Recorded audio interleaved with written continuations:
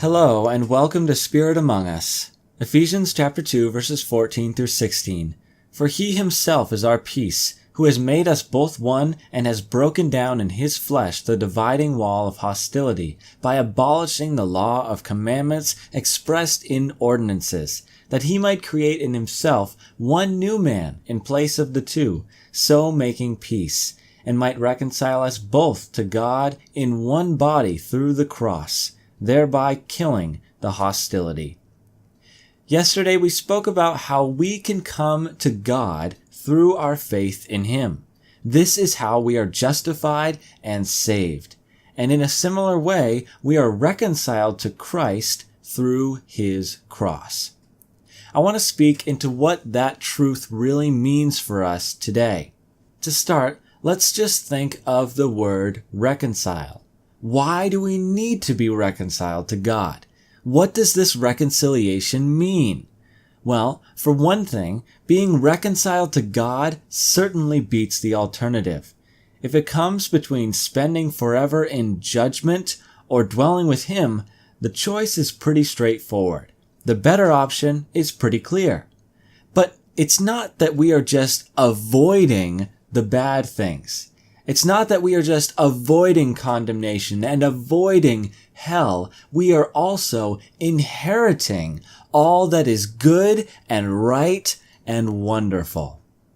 So why do we need this? Why do we need to be reconciled to God? Well, let us remember that we all once stood condemned before our God. An unrighteous criminal before a holy judge does not hold up well. And so truthfully, we were in a desperate state. We needed to be reconciled by some external force because we can't do it on our own. We don't have that ability, and so we are helpless without Him and without His reconciliation. So now another question, what does this reconciliation look like? Well, it is better than anything in our wildest dreams. Its wonders stretch beyond our imagination. To be reconciled to God is to be connected with the giver of life. This allows us to live our lives in the most purposeful, meaningful, and eternally significant ways. He also gives us innumerable blessings throughout our lives and will continue to bless us forever. This is what we have. This is what it means to be reconciled to God. This is the blessed gift that it is to know Him. But perhaps more importantly than all of this is simply that we will be connected to God. The best part about being reconciled to Him is just that. We are reconciled. We can have fellowship with our God. We can have communion with Him. We can find our delight in His precious name. Life is hopeless, empty, and absent without God because He created us to be with Him.